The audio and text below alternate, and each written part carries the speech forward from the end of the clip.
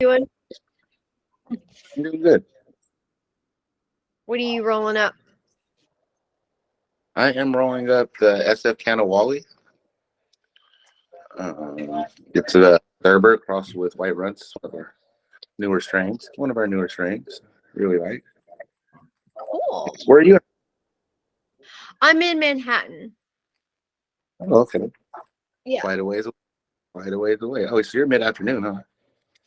Yeah, 2:15. Yeah, 2:15. Yeah, we're just plugging away on, coming out with our next print edition and getting ready for are you going to be in Vegas?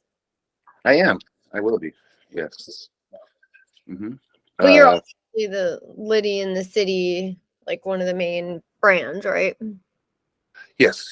We are. My partner Cannabis Chris actually hosts Liddy in the City. So yeah, it's kind of like a in-house event, kind of. Yes. And it should be the Vegas event.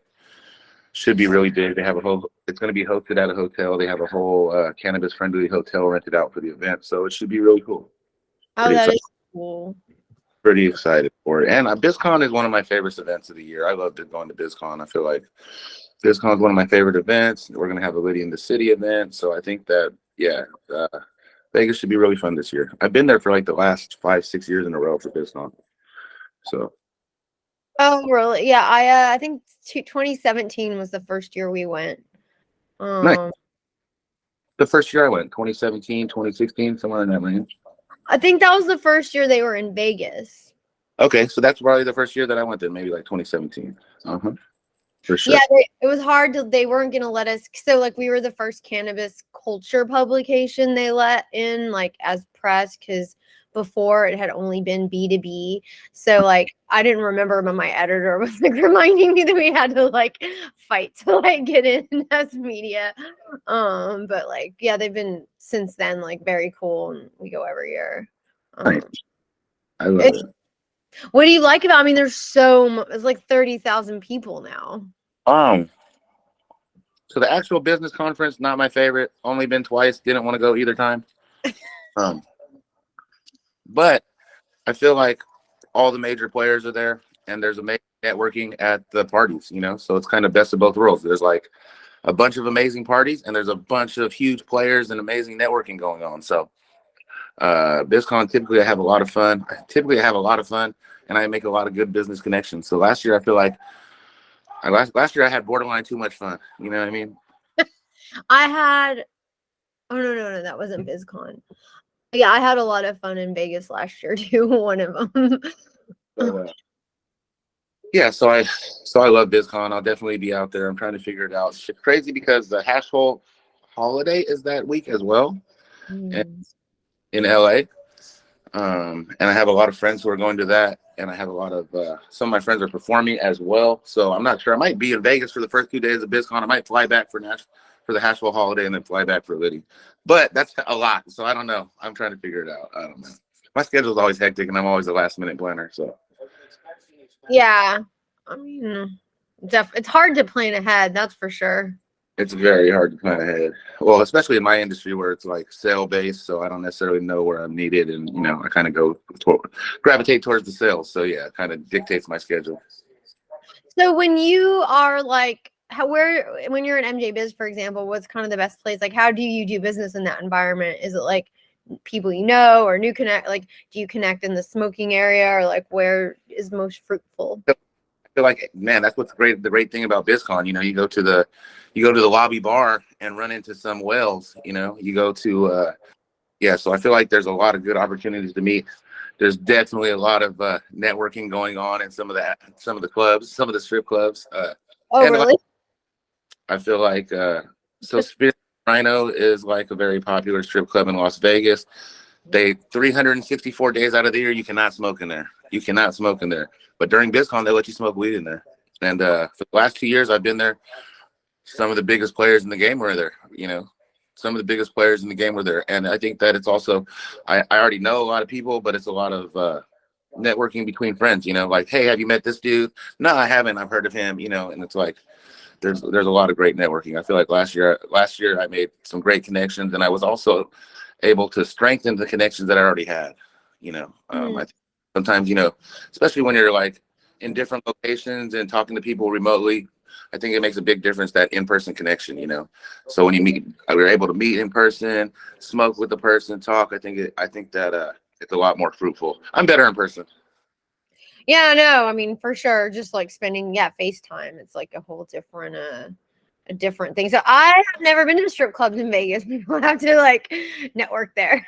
Yeah, I would say that last year, some of the most significant players in cannabis, were in strip clubs, and I think that it was. I had a very productive and very fruitful like event. I strengthened relationships. I made new relationships, and I had a really good time.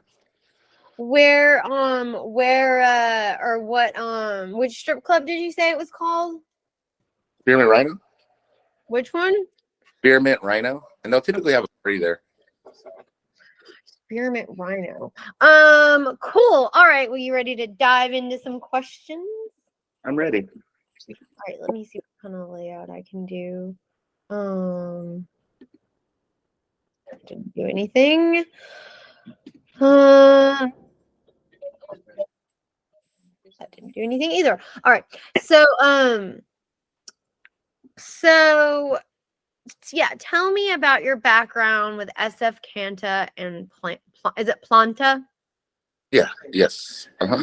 It is. My background. So SF Canna has been a cultivation team that has been doing it for a very long time. If not 2 decades, very close. And they're a really amazing cultivation team. I think that they've been at the forefront of the game for a very long time. I think being in San Francisco is kind of like the birthplace of exotic weed, and they've been a little bit ahead of the curve as far as like technologically and just the evolution of the growing. And I think that the SF Canna group has been at the forefront of it for a very long time. I think that they're amazing at what they do. During the Prop 215 era, I had a legal delivery in Sacramento, and I was sourcing a lot of our product from the SF Canna cultivators. I had a really good relationship with these guys, been working with these guys for a really long time, like closer to family, So we've been working for a significant amount of time. 2018, the laws were changing. And I brought to the table that, they needed to develop some type of brand to identify themselves, because they were amazing cultivators, but they had done no branding. They were totally anonymous, and they were putting out some of the best product in the world, really. When cookies was the craze, they had some of the best cookies in the world, consistency over a long period of time. And that's really rare. Quality consistency over a long period of time is super rare in this game. So I had a great relationship with them. And I proposed creating the brand. So we created the brand.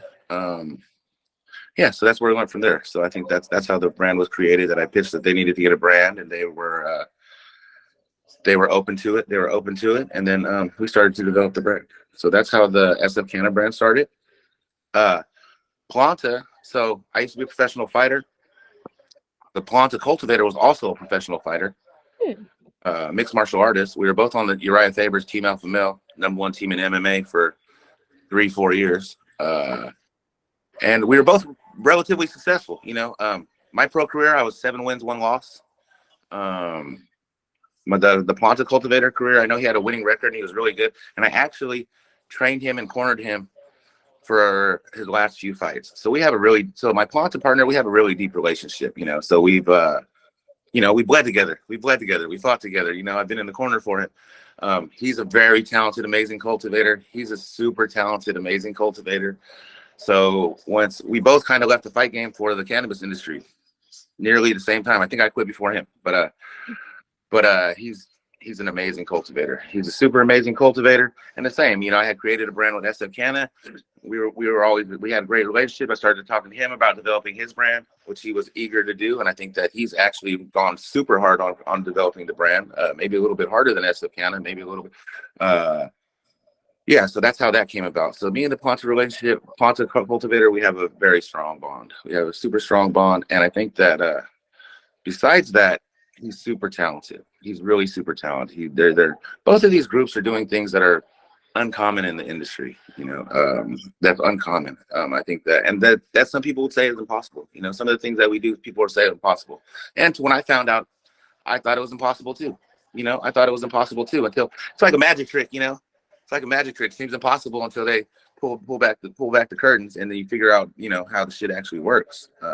Yeah, so I think that's our competitive advantage, I guess. Yes. So what are some of the like impossibilities or things that would you say? So both cultivators have a super large yield. So both cultivators are getting 30 to 50% more than the average cultivator. So both of these cultivation teams are getting 30 to 50% higher yield than your average cultivation. And they're doing that at a higher quality level, which is really rare, So a lot of people, believe that it's either yield or quality. I think that with my Planta and SF Canna partners, we're both unique in that our number one goal is quality. So we would love to have, but obviously we would like to have a super high yield. And I think that the yields that we are able to accomplish are significantly higher than most people. And the quality that we have is significantly higher than most grows. So I think that's what really sets us apart. And yes, when I found out the yield, I did not think it was true until I seen exactly how they were doing it. And I was a cultivator. I grew indoor, I grew outdoor. I think I have a good base knowledge of cultivation. I think the game has evolved super fast. Technology and data have evolved the game super fast, and that the people who are at the peak of the game, the way they're growing is significantly different than most people. How are they growing different at the peak of the game? Because like that's obviously like, I don't know if it's a trend or just an evolution of like higher quality cannabis, so it's like people are learning about terps and all the different, well, I think people are also starting to integrate technology from big agriculture, and the cannabis plant grows similar to a tomato plant. And some techniques that have been used to increase yields in tomatoes have also been used in cannabis and have shown really great success. So there's different, the term is crop steering. So the term for the technique of growing that we do is crop steering. I feel like that's a very general label for the technique, because there's a lot of different ways that you can implement crop steering. I know that some people think it's good, some people think it's bad. But I think the ways that both of the cultivations that I work with integrate their crop steering is really amazing. It's really amazing. And it's really produced like amazing results. It's really produced a lot of amazing results. So so you did mixed martial arts. Were you using cannabis then, like to mitigate inflammation or like sore muscles and stuff? I was. It's kind of, yes. I think that I was a high school athlete. I was a high school All-American in wrestling. I think that there was a lot of bias towards cannabis when I was in school. Yeah. A lot of people thought that cannabis was negative if you were an athlete. And I did smoke in my teens. I did smoke while I was still competing, but it was very small because I think that the stigma of cannabis being negative. So that being said, I did train with a lot of successful people that were integrating cannabis into their training. Right. So I didn't start smoking heavy, yes, until I was in my 20s. When I started fighting, I was already smoking heavy, and that was just a part of my routine. And I don't think it was as detrimental as people think. I think, yes, there's a lot of therapeutic benefits. There's a lot of different benefits of cannabis. So I think that the bias that cannabis is negative, harmful for athletes, I think I bought into that at a younger age. And as I was older and athlete, I still competed at a high level, and I still consumed a ton of cannabis. That's really interesting. And then what made you go from fighting to cannabis? So like low key, were you like working in it too while you were fighting? So I was working in a very small degree while I was fighting. Mm-hmm. And then I was, but I had a really good network, and I had really good opportunities. So it was a very tough choice to choose cannabis over fighting. I was kind of overlapping doing both. Yeah, it was a big life decision. It was definitely a big change of pace. Part of that was I had a baby on the way. So I had a baby on the way. Mixed martial arts, very tough way to make a living. I was signed to the second largest organization in the world. I was signed to Bellator. and I still wasn't making a great living. So I had opportunity to become more full-time in the cannabis industry. So I took that opportunity because I needed money because I had kids on the way, and I didn't want my kids to suffer. I never wanted my kids to suffer. So that was why. That's why I transitioned full-time into cannabis. Okay. So where did you go to high school? Which town? I grew up in Fairfield, California. I went to Fairfield High School. I graduated from Wilsey Wood. I was a master champion, two-time state placer in California, Greco-Roman All-American, high school All-American. So who are some of your favorite mixed MMA players now? It's like a growing industry, right? Yeah, and I was really blessed to like work out with a lot of my idols. The Diaz brothers are always going to be. I was able to train with the Diaz brothers. Nate Diaz actually cornered me for my last fight. I got a really good relationship with those dudes, and I think they're the greatest. And I think that camp, as far as like Nick and Nate Diaz, along with like Gilbert Melendez and Jake Shields, are like some of the dope guys in the game, and I'm really blessed to have really great relationships with those dudes. And how did you meet Cannabis Chris? How did I meet Cannabis Chris? Yeah. So SF Canna, we have multiple partners. Okay. My initial partner, who I'm super close with, was associated with Chris, and that I met him through my partner. Oh, yes. Okay. So we have multiple partners. Me and Chris are more of the only two who really show our face in public, you know. Gotcha. So they're like the more business guys are in the background per se. So Planta just won, because I was talking to Max from Headstash. You guys just won an award like yesterday, right? And then also Nothing But Fire. Yeah, we won. We took third. We didn't win. We took third at the Lumpy's California Finest this last weekend, a couple days ago. So we took third at the California's Finest. We took second in exotics. We took number one overall at Nothing But Fire. Then we last year we won the Secret Session. So we've been a brand for about 2 years, I think, and we've I think we've got a considerable amount of accolades for the amount of time we've been in the space. And I think the quality of our product speaks for itself. Yeah. And I mean, yeah, so that would bring me to the next question, kind of what's your long-term branding plan? Like, I mean, you know, from an objective outside point of view, media like SF Canna is everywhere. You know what I mean? I see that name everywhere. So that's great. What? That's great to hear. That's great to hear. I feel like it's always kind of front and center. So yeah, how do you guys you know, do you have like long-term branding plan? And then you know, because I guess you had mentioned that you feel some companies don't market the way they should. For sure. I think that, well, cannabis is a new industry, you know, and I think that's a really new industry. I think some of the things people have done, I think people have spent and wasted tons and tons of money on marketing. I guess I'll give away all the free game because I think there's some things that I do that people don't understand about the industry. I mean, I'll just let it be known.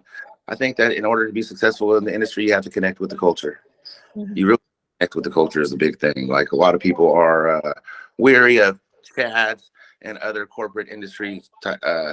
So I think that what's special about us is it's authentic. You know, me, Chris, we love cannabis, and a lot of it is for the love of the game, and a lot of that is we're connected with the culture and the community. And I connect with stoners, I connect with potheads, I connect with the nerd, you know, like the weed nerds, you know.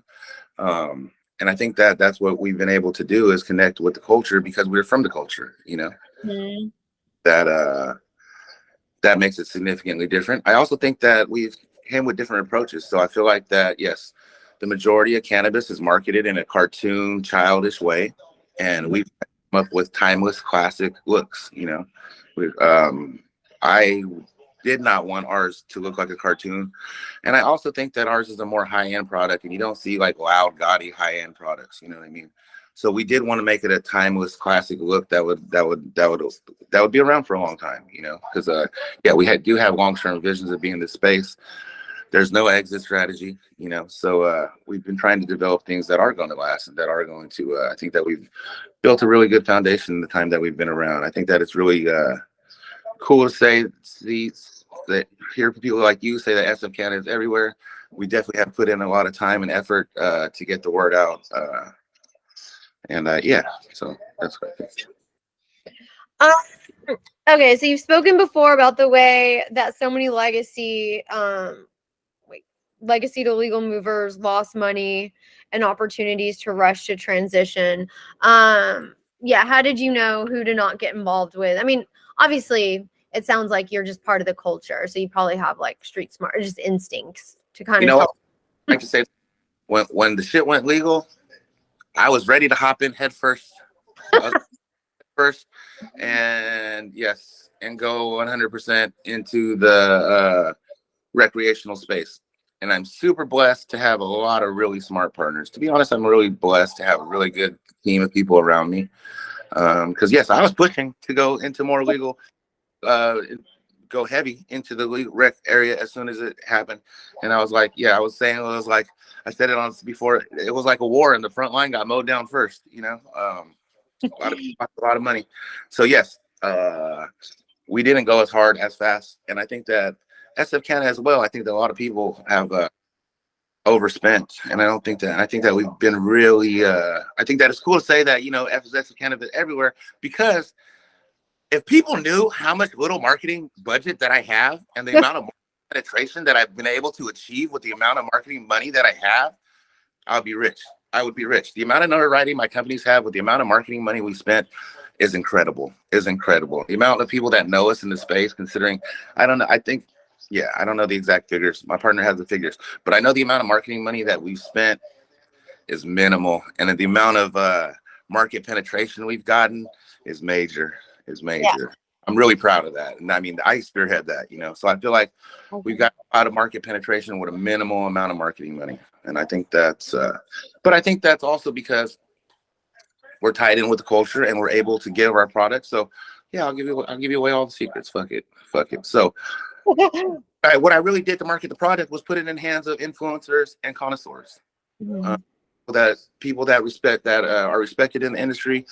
You know, I put it in the hands of tastemakers. That's what I really do to market the product the most. I put the product in the hands of tastemakers, and I may let them make the decision. And I know the product is good, so we've gotten a great reception. And I think that that's the special sauce. We're really embedded in the culture. You know, I really have a strong network in the culture, and we're really able to give the product to a lot of influencers and connoisseurs who have a lot of influence in the space. You know, and that's why we get such good market penetration.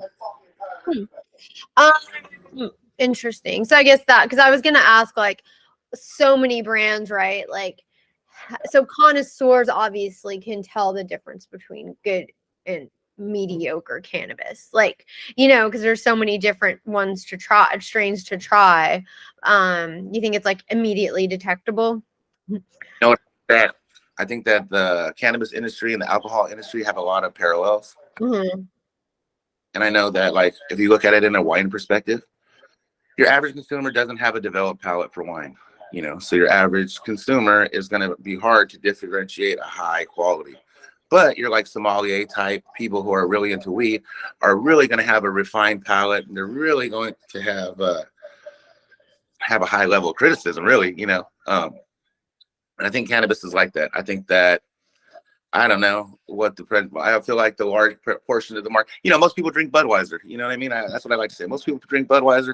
Most people are not smoking connoisseur level cannabis. Most people are smoking to get high, and they're not necessarily focused on quality.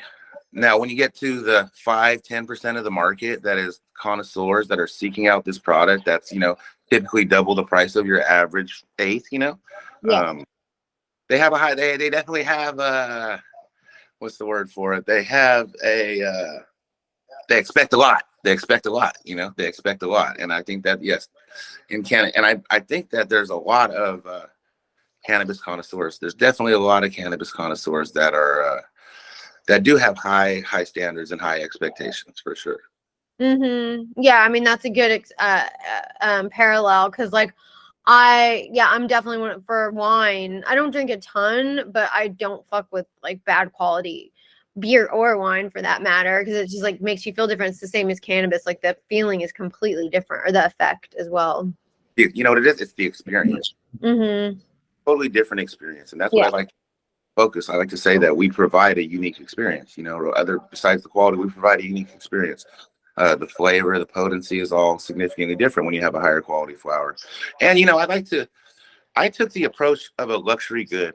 You know, as for both brands, I took the luxury goods approach because we're a higher end brand. Our you know, our eighth is double your average eighth. You know, so and our target market is is connoisseurs with a high level of expectation. So we definitely have I definitely market it like a luxury good. I think that we are definitely a high end product. You know, typically we're the most expensive eighth in every store we're in.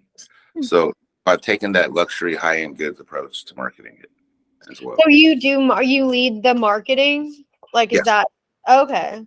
I think I do some sales, but yeah, I do the marketing. I coordinate the events. So is that like CMO or your just partner and you do that as well? You know, I think that maybe I should get a more clear title, but I know like you know, like SF Canna, I have creative control. Planta, my Planta partner has more input. But yeah, I'm heavy on the marketing side. That's what I like to do. That's what I would prefer to do. Yeah. I've held almost position in cannabis. I've trimmed, I've sold, I've grown, I've made extracts. But yeah, the marketing was what I liked the most. So that's the direction that I decided, you know, double down on what you're good at. Yeah, I mean, it's pretty creative too. Like, it's one of the more creative aspects of business, I think. That's what I love. I always want to do something creative. I would always like to create. And I'm not like, I want to say that I have like skills in like traditional arts as far as like painting, drawing and stuff. But I think that like cannabis gives me a great opportunity to be creative through the social media platform, through the events. I think that, yeah, it's a great way. I mean, it's crazy thinking that like, yeah, I created these brands, you know, like it's very, yeah, it's interesting. It's pretty, I don't know. It's crazy. It's crazy. Very cool. So talk about your relationship with Rusty and Duke of Herb and what makes him such an innovator. Rusty, Duke of Herb. Sure. Rusty's a really good friend of mine. I've known him for a really long time.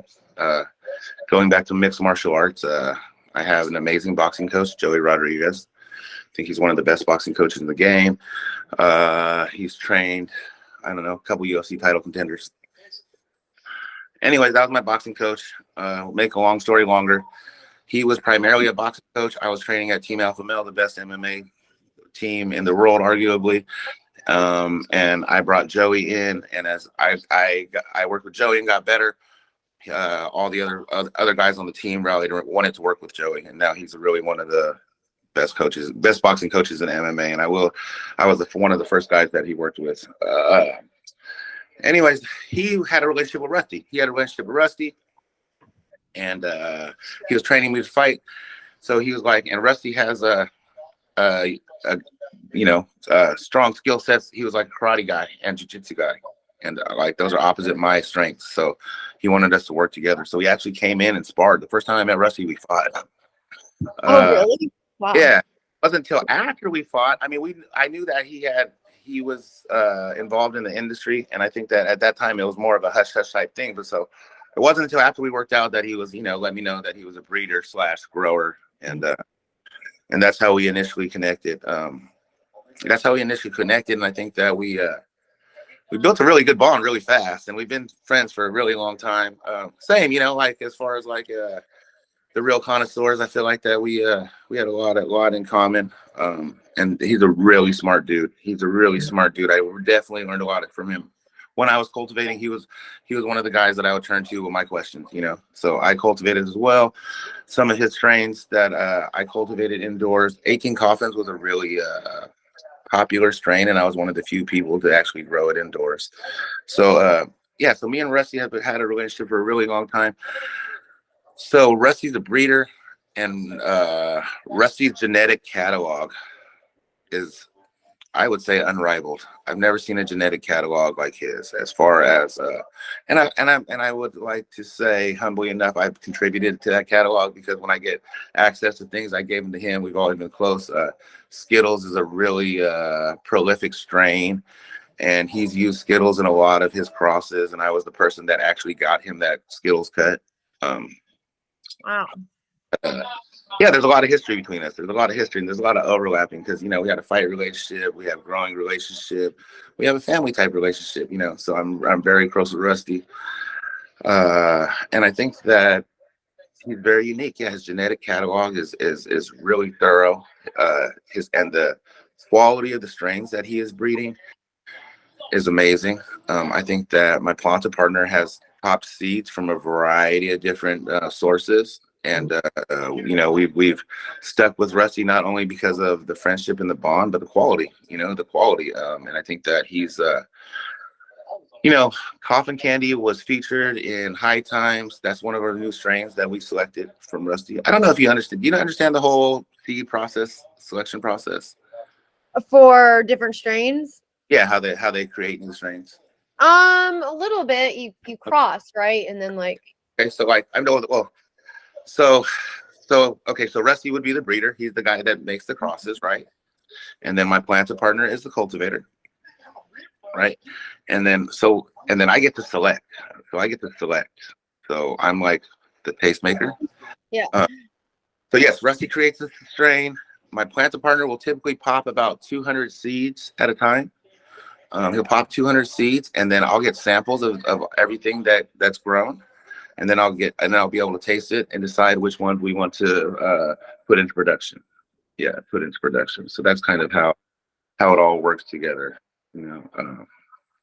So I get to select, and it's a great job, and it's a really good job. It's a really cool job. Like as far as getting to, I get to try all the new flavors first, and then my opinion is respected and valued, and I think that it's pretty cool. It's pretty cool. So yes, I get an abundance of weed to try, and it's a really dope process. And I have a lot of really good friends that are connoisseurs that I bring into the process because I would like feedback, because I try to get feedback, as much feedback as I can get, from people who I feel like have a developed palate and like whose palate I respect. So yes, I get to gather with a lot of my friends, like pretty common with all the new flavors, and get to see, feedback, and then we get to choose. So Coffin Candy was one of the first ones that we did a large seed hunt on, and we found something really special, which is the Coffin Candy, which is Coffin Candy is Runts crossed with Skittles, crossed with Gelato 33, crossed with 18 Coffins. And it's arguably strain of the year. It's gained a lot of traction. Yes, we were the number one overall. Coffin Candy one overall on Nothing But Fire. And it's got a lot of admiration from a lot of high level connoisseurs. Doja Pack is one of the more prominent marketers in the game, and he vouched for it, or he endorsed it, or he got behind it, and he actually had it on hand at his Hollywood premiere last week. So I think that that was one of the really special cultivars strains that we were able to find. And I think that so Rusty genetics are amazing, and like the vigorousness of the growth of his plants and a lot of everything is really at a high level. So I think that he's arguably one of the best breeders in the game. And it's crazy because yes, so Doja Pack, I actually was introduced from Doja Pack through Rusty. That's how I got a relationship with Ryan, and that was all through Rusty. So we've all been friends and worked together for a significant amount of time. And so Rusty was like the wizard on the mountain. So Rusty didn't come down from the hill. Rusty was up the hill creating strains. And not too many, to this day, he's not, a household name or anything. But I think that as time goes on and people recognize his level of skill and the catalog that he has, he's going to get more and more notoriety. He's going to get, because he's amazing at what he does. And he does a lot of things that a lot of people can't do, so. So I think his recognition will come. I think that, you know, his time is coming. He's an amazing breeder. He's an amazing breeder. So, and he's Wow. a good friend. And he's what? A good friend. He's a really good friend. He's a great dude. He's a really good friend. It's really interesting how integrated you are into like all the different aspects of the business. It's like very dynamic for you, it sounds like. And that really wasn't the plan. You know, I've been trying to work my way out of Canada since I got in. You know, like it was when it was gray areas, when it was more gray area. Yeah, I get out of cannabis for a long time. It wasn't until everything became more legal that I dove in and became more committed. So what elements make a good strain for you? And how long does this selection process last? Like when you're trying the 200 hot seeds? So to bring a new strain to market is probably is typically a year-long process. So the growth cycle is typically 3 to 4 months. You know, so if I take a plant from seed all the way to flower, 3 to 4 month process. Don't quote me on that. I got to do the math, but anyways, but it's somewhere in between that. So you do the first run, you taste those, and you decide which ones you want to run again, right? So then you run them again. Each time they call it dialing in, so they're making adjustments to make the strain better. So yes, you get the first expression of the strain. So they grow it the first time, and then I get to select which ones I would like to see grown again. I have input. Let's say I have input. I don't have ultimate say, but I have input. I have like significant input. So then that strain gets ran again for the second time. We see the second time, and I think so. What it is by dialing in, I mean each strain is different, and like the amount of nutrients, sunlight, and a lot of not sunlight, but light in general are different strains like different things. So as the cultivator, they're continually collecting data on the plant, and they're trying to figure out the plant's likes, and that's what I mean by dialing in. Some of it will, like, you know, you can feed more. Some of it you need to feed less. Some of it take higher light intensity. Some of it takes less. And then some of them are more finicky, and some of them are really more sturdy and can take more stress. You know, and that's what the really part of the art of the cultivation is, being able to dial in or find the optimum growth for each plant, you know, and that's what they do. So it takes, and then so it wouldn't be till the third run that flower would be available to the public, you know. So it's minimum year-long process. So it's super long process, and my planted partner has been, you know, our goal is to have totally flavors that are totally unique to our brand within the next, you know, it was 2 years a year ago, you know. So like, and we have 3 strains right now that we're running that are totally unique to us.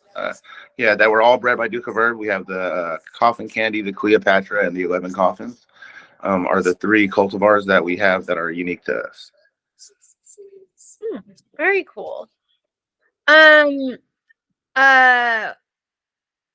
Where are you? What's your back? Are you Hawaiian? I'm Filipino and I'm Native American. I'm Pomo. I'm Pinoleville Pomo from Northern California. Yeah. Yes. What are the attitudes? What? I get Hawaiian. I've heard Hawaiian a lot, but yeah, no, I'm Native American and Filipino. Okay. Do you have like family? Like, I'm wondering what the attitudes, like, I know Native American, obviously cannabis has been sort of like a staple from the beginning. I don't know what the deal is in the Philippines. This is like hyper illegal. Yes, very much so. Like death penalty is like, I know it's highly illegal. I've never been out there. Cool. Well, tell us, like, I mean, do you still practice martial arts, or is there any kind of integration? Yeah, I mean, just for general fitness, for general fitness, I'm definitely still active. Actually, I've been more focused on my health as of late, you know. Yes, but I still work out, and I still get in the gym. I still pop in and out. Definitely not like full time, but I try to stay consistent. Are there anywhere we can see like videos of like some of your champion or like, you know, your past fights? Yeah, I signed to Bellator, so my last fight was for Bellator. That's available online. I think that all my fights are online, to be honest. I think fights are available online. Super sweet. Well, is there So our What? catch large organization, I feel like that's like AAA of MMA. So I know those fights are available online too. But yeah. Dope.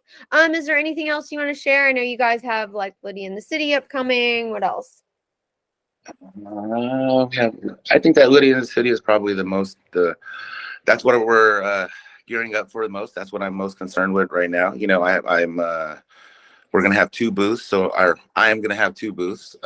And you know, so I do the marketing coordination, so I have to plan for both booths at Lydia in the City, and I have to plan for all the. I mean, it's a little different because it's in Vegas, so now you have more travel, and you know, it's a few more complexities. So that's what we were focused on this Lumpies event, but now, yeah, I feel like the next bigger thing is BizCon and Lydia in the City, for sure. And I think we want to do some cool activations. I think that Planta, we're going to do a 10 by 20, and I think that we're going to do some cool activations. Very cool. So where can people find out more about you guys? Website or IG? Yeah, you can find us on Instagram. We both have the Planta website is maybe beta launched, but we're really getting close, and it's SF Canna 415.com. Yeah, we're definitely active on Instagram, so you can find us on Instagram. Would be the most for sure. All right. Well, thank you. I mean, did we cover everything, or is there? I don't know. I think that went well. I mean, I don't know. Yeah, no, I think it was great. I mean, I think that like it's super cool, like how into the different elements you are, and I'm sure that's what contributes to your success partially. You know. I know which one. Let me re-answer for you. You said what makes a strain. You know what makes a strain special.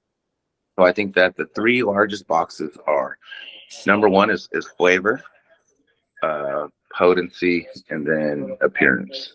Is the three. Yeah, those are the three biggest boxes that need to be checked. You know, so and flavor, and really on a connoisseur level, flavor and potency. Just flavor and potency, and a lot of it is flavor. Like what distinguishes like high quality flower from lower quality flower is flavor. Okay. So what are some of your favorite flavors? Like, do you like candy or sour or like? I think I really like, my favorite was cookies, and I think that like so there's strains with cookie base that I really like, but I do like the candy, like our SF Canna cherry guava. I think is a really special cultivar. That's that one's really special. I think that it's testing like super high 30s, testing about 3% terpenes. Terpenes is like the flavor modulators. And yeah, so I think that's like one of my favorites, and it's really special. But I think that it's hard to have a favorite when there's a lot of flavors, because I'm always trying new flavors. It's interesting. It's you know, it's crazy. Like people that smoke cigarettes, they smoke the same brand every single day, right? And it's like cannabis, the wants different and different flavors. So people are always like, "What are you smoking?" And I'm like, there's things that I gravitate towards more, but I'm constantly trying different flavors. Yeah. So if you had like an ultimate strain you could create for either Planta or SF Canna, like is there something like a dream cross or breed? You know what it is? Is there a dream cross or breed? I personally right now, I personally like the biscotti. There's like a biscotti herb type gas. And there that was really, I've seen candy gas, but I haven't seen like a candy with a biscotti sherb type gas that was really distinct. We were searching for it. That's what I'll say. There's things that I wanted that it's cool. There's things that I want, and I get to actually actualize it, you know. So there's some flavors that I've been wanting that I've been able to try. But you know what it is, when you cross two strains, you don't know what genetic traits are going to be dominant, you know. So you can be like, it's just like when I have kids, you know, you're like, oh, I want it to be tall like his dad and you know, smart like its mom. Those might not be the genetic traits that come out, you know. So it's not like one of those things where you're like, it's not as, you know, people are always like, if you cross this with that, it would be this, and it's not, you know, and it's not. So I think that's part of the challenge, you know. You'd like to see different characteristics, but you're not really God's in charge of what flavors come out. You know what I mean? Like, yeah. So I think. So what's your 5-year prediction for the industry? I guess nationwide, because like obviously each state's different. 5 year. Like, do you think it's going to go federal? Do you think that big pharma is going to come in? Do you think there's going to be a place for craft, or like connoisseur brands? Right. I think that yes, large corporations are going to control the majority of the market, and I think that there's going to be some craft brewery, connoisseur wine type in the cannabis industry that are able to maintain. But I think that that's how the bills were written. That's how it's meant to be played. I feel like that, and that's the way that it really is unfolding out here. All the small businesses right now are struggling. There's very large corporations that are operating at low profit and pushing a lot of people out of the market. And I think that in the future, yes, we're going to see large corporations control the majority of the market. But I think that there will be brands able to survive and able to be fruitful on their own as independent, smaller operators. And I think some of those smaller operators will be able to transition into larger operators as well. Gotcha. So what would you want to like sell then, or like I would still no. Well, then how would you become like a big corporation, or then how would that work? I think that what I think is a good model. Here, like I don't know. Are you familiar with Sierra Nevada beer? I don't know their business model. Yeah, I know the beer. It was a small craft. It was a small craft brand that is relatively large now. That has a larger share of the market. And I think that like if we could do something towards that would be dope.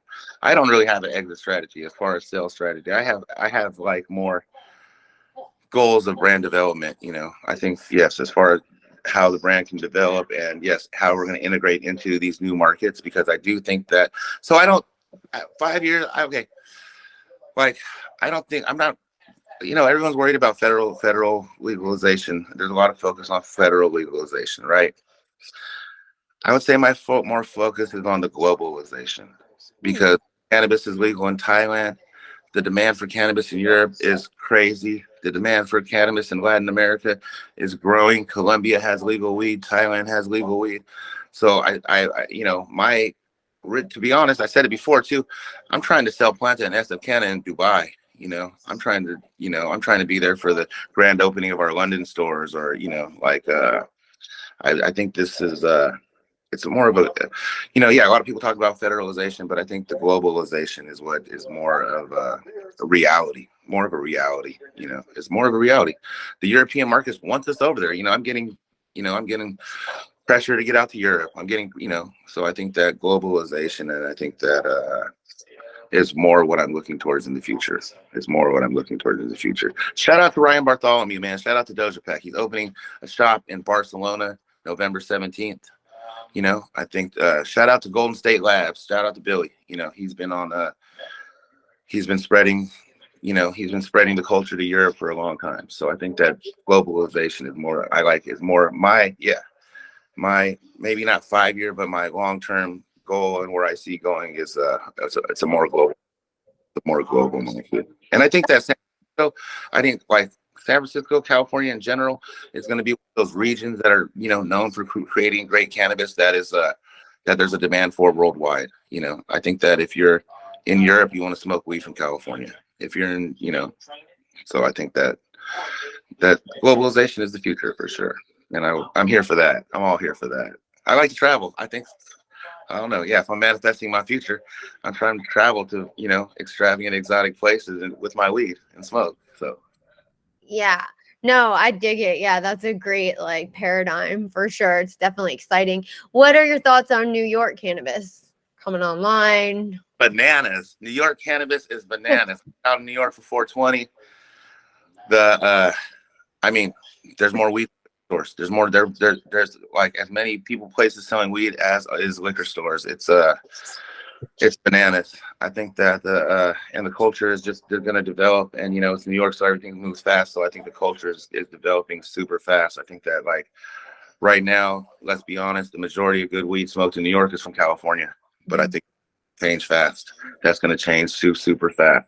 Speaking of Duke of Herb, a lot of his genetics are getting out there to the East Coast. There's a lot of East Coast farmers that are running his gear, and we're going to see a bunch of new flavors from a lot of East Coast cultivators. And I think that I see, I was there for it. I seen it, and I've been like, I've worked with a lot of, I got a lot of good relationships with clients in New York. So I see how fast everything is evolving in New York. And, New York is such an independent state. They're going to take control of their own production very fast. There's going to be guys that stand out. There already is guys that stand out. So yeah, the New York cannabis culture is developing at a crazy fast rate. A lot of people, the demand for cannabis in New York is bananas. Yeah, it's exploding. Definitely one of the largest emerging scenes right now. Can you name some of your favorite cultivators out here? In New York? Yeah. I cannot. Really? I know that, but I know there's a bunch of them that are primarily on the other side. I haven't seen a lot of it. And when I went to New York on 420, I was able to smoke some real New York grown weed, and I was impressed with the quality. So I know that it's evolving fast. And I'm horrible with names. I don't want to shred anybody's Instagram, but I know there's definitely some guys in New York that are starting to make waves and get some motion. Yeah. We've started doing, because we have like a creative agency as well. So like farm visits with like drone photography and like macro photography, and everyone's starting to come online with their assets and stuff. So it's crazy. Like definitely. I started the magazine in like 2013 in Detroit, but we started cannabis content in 2017. And that was like 2 years before the MRTA. So we were right in the beginning with like all the activists, forming groups like the cannabis commissions and all that. So we've like totally come up with a culture, how you're saying, like, it's important to be part of the culture and community. So like for now with us, it's like everyone, it's like high school graduation. Everyone's kind of like together. Sure, no, for sure, yes. Yeah. And like reunions. Yeah. Are you going to come back here for 420, do you think, this year? I'm torn. I had an amazing time. In New York. I thought there was a lot going on. Nothing's fucking with San Francisco on 420. Really? Okay. I had an amazing time in New York. I had a really good time. The parties were dope. I was underwhelmed by the size compared to, I just didn't know what to expect. You know what I mean? So San Francisco, as soon as you get near San Francisco on 420, it's everything. It's not just like, here's where the weed is. You know what I mean? I think that if you stop at a restaurant, there's people smoking. As soon as you cross that bridge, the whole city is full of smokers, and it's a lot. Like, I feel like everywhere you turn in the city, like, it's not like, oh, hey, the cannabis event's there. It's like the whole entire city is I don't know. I feel like everyone converges on San Francisco on 420, and like the actual 420, the hippie hill, it's like something crazy, 50,000 people that gather, like, and it's crazy. The city's a vibe. San Francisco 420, the city's a vibe. And I'm from the Bay, so like it's close to my heart. So I'm kind of torn. Like, I had an amazing time in New York. I really would like to go back, but like San Francisco's bananas on 420, and I don't want to miss that. I don't know that I want to miss that. So. Yeah. Cool. All right. Yeah, I think that was really fascinating. Thank you so much. For sure. Appreciate your time. Yeah, and we'll see you in a couple weeks in Vegas. So yeah, let's have a drink. Let's smoke. Even more. For sure. Maybe I'll see you at Rhinos or whatever it's called. I'll be there. All right. See ya. All right. Talk to you later. Bye.